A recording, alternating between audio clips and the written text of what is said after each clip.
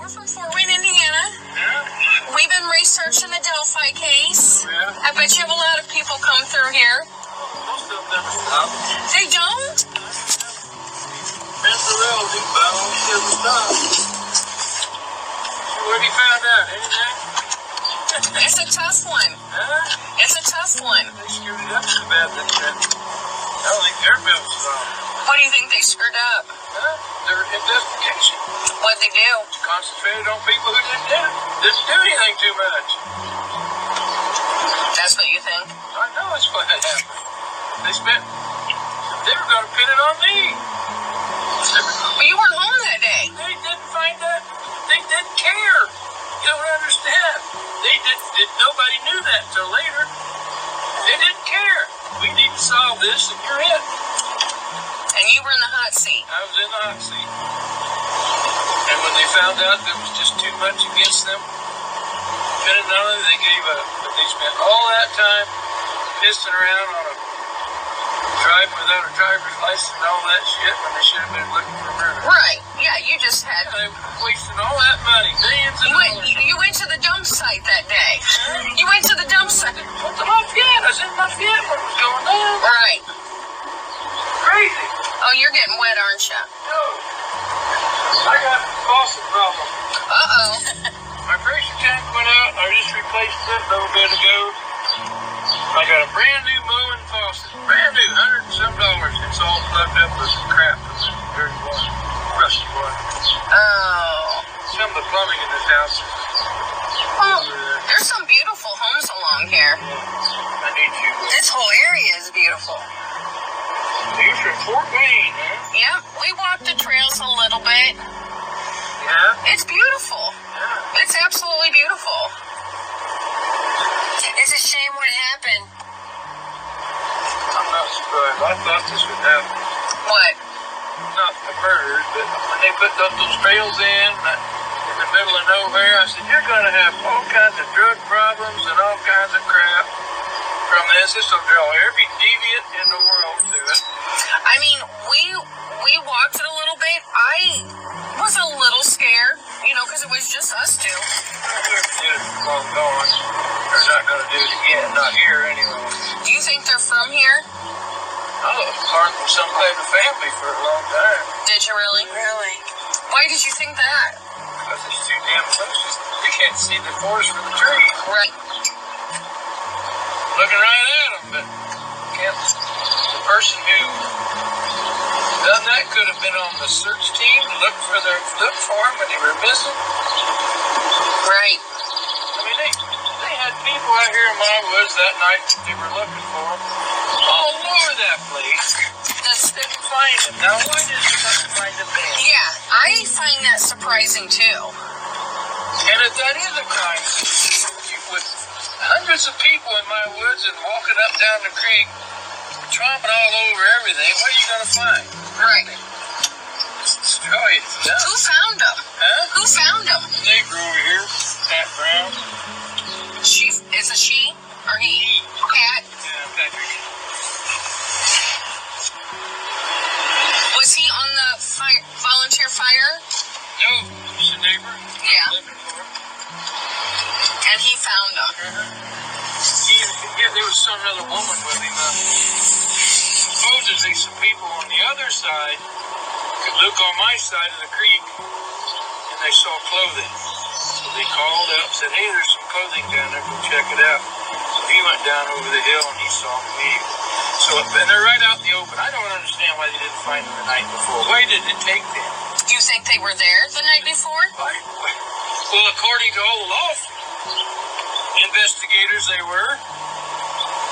No one thinks it's a dump site. Yeah. That should be close, I said. No idea. It's the craziest. Now, can you walk back there or no? Can you get back to where it happened? It's not real easy, no. Oh. No, that's why it's such an odd. Okay, this where the bodies were is about 80 feet below where we're standing, and that side over there it goes down into a big valley and a big. Deer Creek's way below bus here. Yeah. Quite a bit. Yeah, it's a big drop. Yeah. Elevation. You would have to, I don't know how you get there. Unless you make them walk there. How you going to get them there? Right. I don't know. How do you make two 14-year-old girls do something they don't want to do? You know what? I was a teacher for 10 years. I don't know. Somebody in authority that they'd have to listen to. Listen to somebody in the family. Or family, someone they knew. Or authority. Yeah. I don't know. It's pretty crazy. Now, what messed them up, what brought all the public down on them, I mean, they really crapped in their white hat, is when they completely turned 180 degrees down. 2 years later, they're not looking for an old guy like me. They're looking for a young pup. Right. Now, wait a minute. You're going to just look at me and say, oh, sorry, Ron. Sorry, Ron, for all the shit we did and pulled on you and all the false reports we made. Send you to prison for not driving without a driver's license. Who goes to prison for that? How long were you there? I got sentenced for 4 years and had to do 2. You were in prison for 2 years? Just got out. The people raised so much hell, they came and let me out, come home for house arrest the last year. Wow. $500 a month. To be on house arrest? It's all money. Oh. All your justice is pure money. That's all it is. You got the money, you get the honey. You don't, you go to prison. Wow, Ron. Oh. I'm sorry. Yeah. But anyway, I'm lost about everything. Completely. People came out here and stole the shit because they knew I was gone. Oh, you're kidding. By myself. Yeah, oh yeah, they cleaned my garage out. Lost all my stuff. So you got put in prison for 2 years. You lost your... Honey, you get the honey. You don't, you go to prison. Wow, Ron. Oh. I'm sorry. Yeah. But anyway, I'm lost about everything. Completely. People came out here and stole the shit because they knew I was gone. Oh, you're kidding. By myself. Yeah, oh yeah, they cleaned my garage out. Lost all my stuff. So you got put in prison for 2 years. You lost your stuff. How long have you been out? I mean, you've been on house arrest about a year? Completely over with everything February. Oh, that's good. February. But I've been home. I got home a year ago, January. On house arrest. So I did a year in... So are you done now with... I'm totally done. I'm a free man as far as that goes. But, there's all kinds of people, big time people looking into this. Oh, I'm sure. Bad Well, they got the money out there now, too. I'm talking about they call them investigative reporters. Yeah, like Nancy Grace and that. ACLU. Right. We're not. Yeah. We're not. We're just two middle-aged women from Fort Wayne, Indiana. I'm just an old man that got the hell beat out of me. It sounds like it. Yeah. 8 hours in a locked For what, a DUI? Yeah. Solitary confinement in a concrete cell with no bedding, no bed, no clothes, and maybe in there naked. Oh, Ron. No food. Did you have an attorney? Yeah, my attorney didn't know where the hell I was. He ain't worth a shit either. If I had a good attorney, this never would have happened to me. Oh, my God.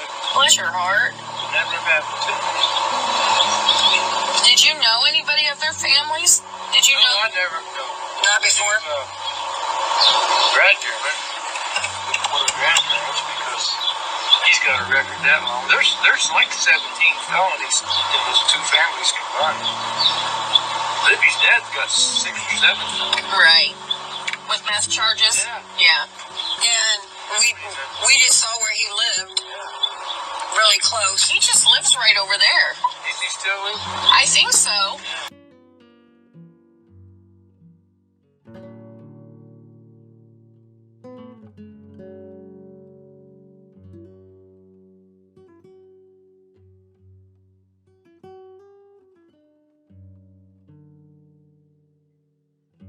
I'll just start it on a question. Superintendent, we're on 5 years now.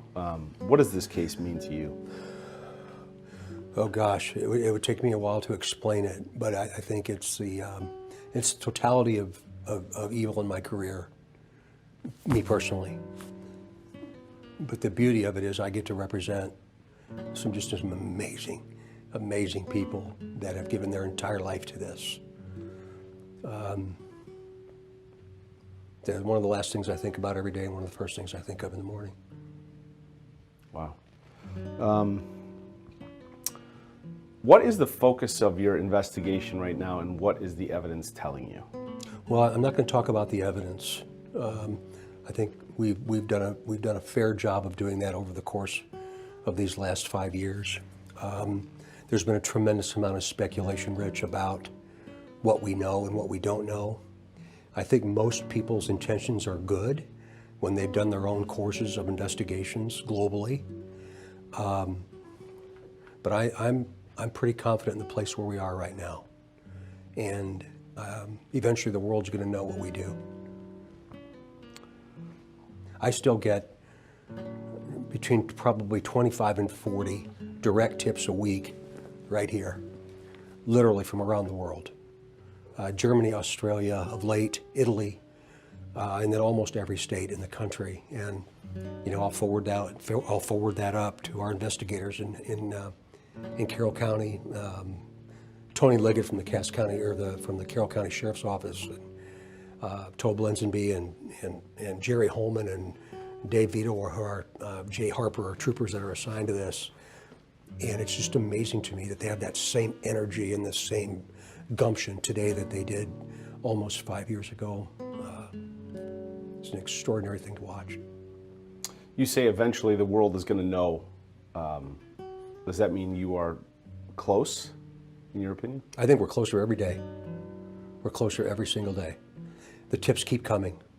And once that comes in, once that completes itself, then we're going to have to assign another 60 or 80 detectives to this and go back through every single lead that we've ever gotten. I'm confident that there'll be a successful conclusion for Abby and Libby, for Mike and Becky and Anna, and for that community. I'm confident that there will.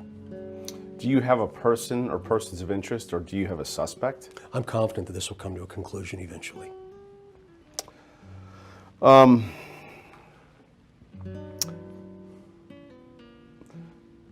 In the past, you have said we have likely interviewed the killer. Do you still think that? I think that we're not going to singularly identify anyone right now, at least publicly. But again, we've done, we would be that I would be included in that. I'm not included in that. The detectives that have been assigned this, task forces have been assigned this, have talked to hundreds, if not thousands of people. And again, one day we'll be able to tell you why we did that and who did it. Early on, you released a sketch of how do I phrase it? Early on, you released a sketch, and later you released a different sketch. Right. Why have the sketches changed so dramatically? Well, the investigations evolve. One of the things that I've said consistently throughout this entire process, Rich, is that, remember, a sketch is not a photograph, but there'll be pieces and parts of that sketch that will make that photograph whole, you see.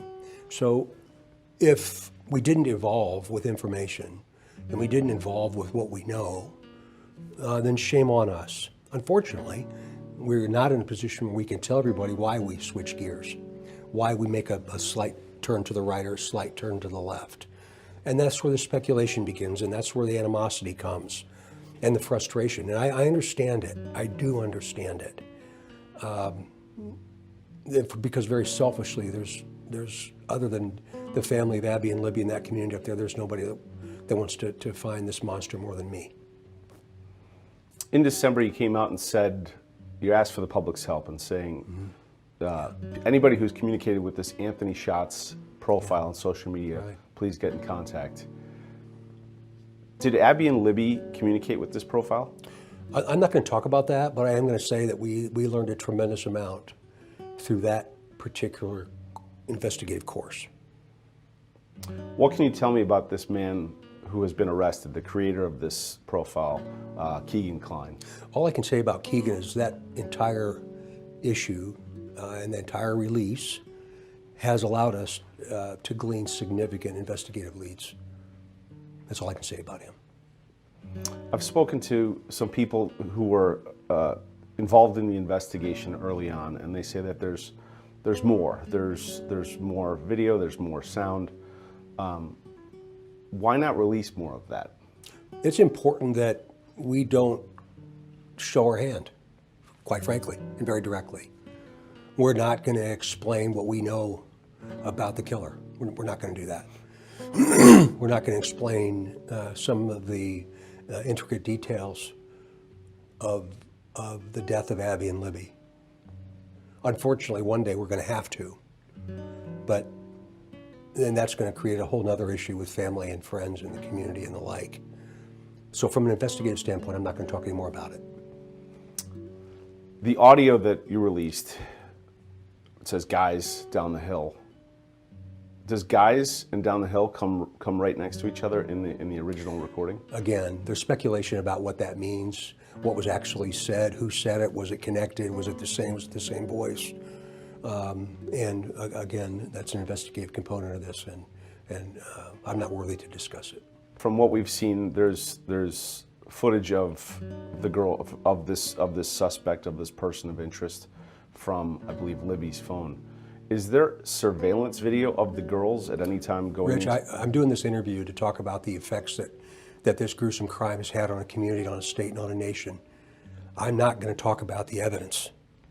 It's not one. Okay. Okay. I've got nothing Okay. new. I've got nothing new to release. Okay. I'll switch gears here. I'm sorry. Social media has kind of tried to devour this case. They're consumed with it.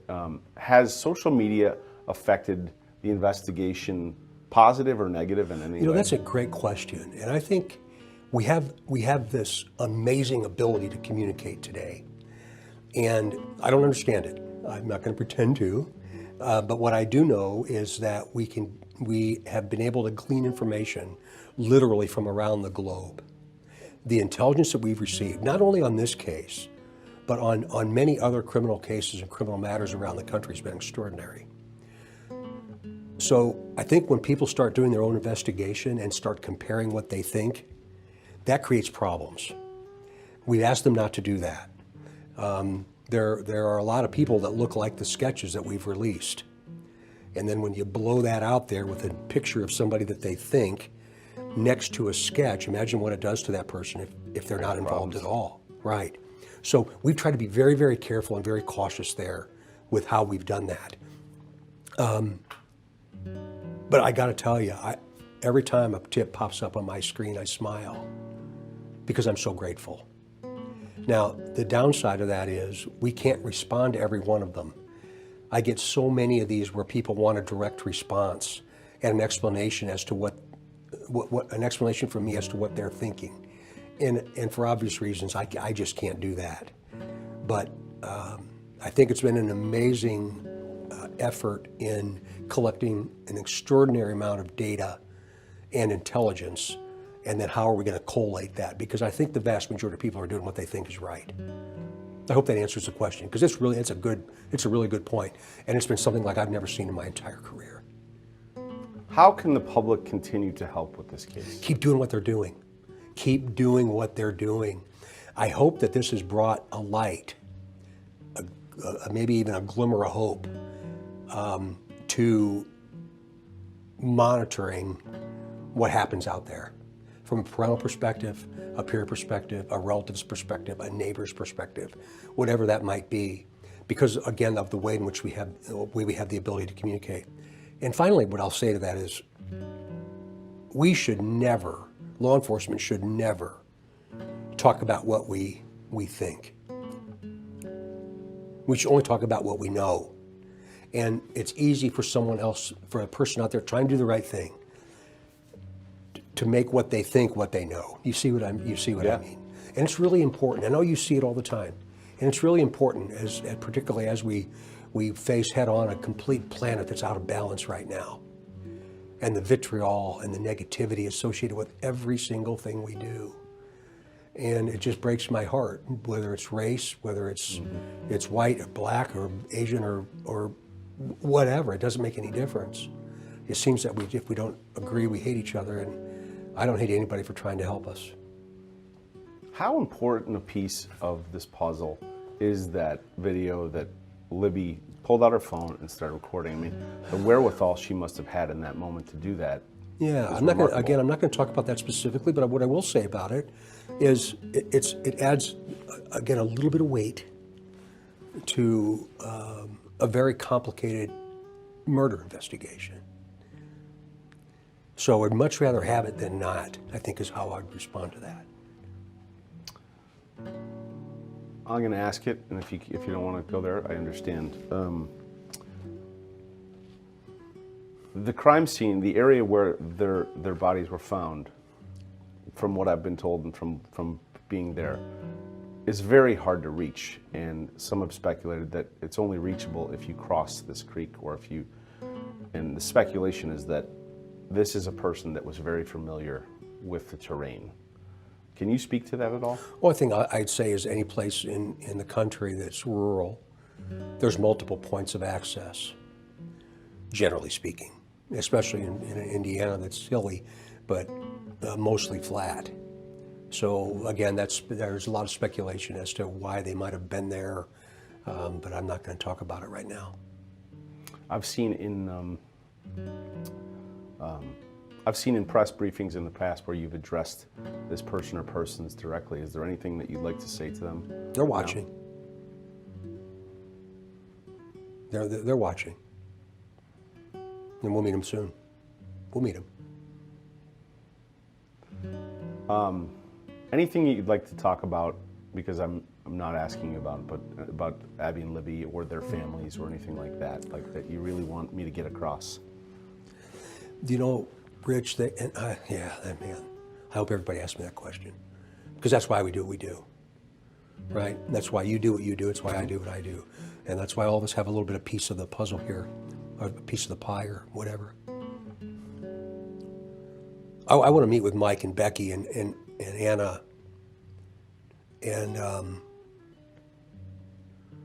want to tell them we did it. That's what I want to tell them. We collectively did it. And you know, it's the last year of the sheriff's term up there. I'm sure that he wants this resolved by the end of it, because he's lived it for now 5 years too, like everybody else. The community, my gosh, what an extraordinary community. 2 deputies, a jail officer and a merit deputy, were just killed in a car accident. You know, on the 29th of January, just a couple weeks ago. The Flora fire that killed those 4 beautiful young girls in November of 2016. They seem to have a shadow up there, and I don't understand why. But I've seen such enormous outpouring of support, and not just for people dressed funny like me, but for everybody up there. They taught us a lot about humility, and they taught us a lot about human interaction, and a lot about caring for one another, and they didn't even know it. They didn't even know it at the time. And then from a very personal perspective, I believe that I'll see their smiling faces once again. One day. One day. Here we are at 5 years. Yeah. How often do you think about this case? My number one worry throughout the course of the day, because there's such a violent world we live in, is my hope and my prayer for people like Sergeant Jeremy Pierce. They get home every day, you know. We've got a lot of work to do in the way in which we treat other people. But I can't, there's not many waking minutes that I'm not thinking about those 2 little girls. Seems like a great place to end it, unless there's other things you would like to introduce. And if so, I can ask a question to introduce No, it. you know, I please talk about those folks that are up there continuing to do this work.